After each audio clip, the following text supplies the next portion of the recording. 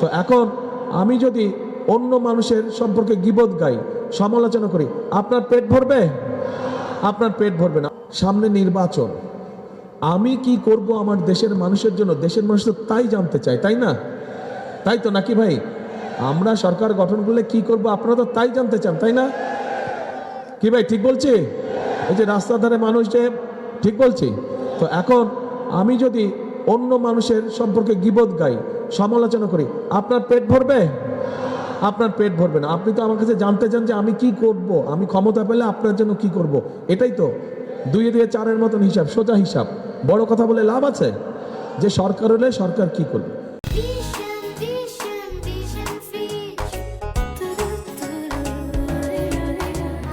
এখন এই কাজগুলোর সাথে এই পরিকল্পনা যেগুলো আপনাদের সামনে তুলে ধরলাম, এই পরিকল্পনাগুলো আপনাদের পছন্দ হয়েছে?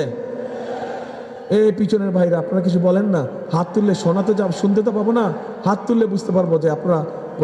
ওই যে ভাইরা, পছন্দ হয়েছে? আপনারা কি চান এই কাজগুলো আমরা বাস্তবায়ন করি? আচ্ছা, ইনশাআল্লাহ।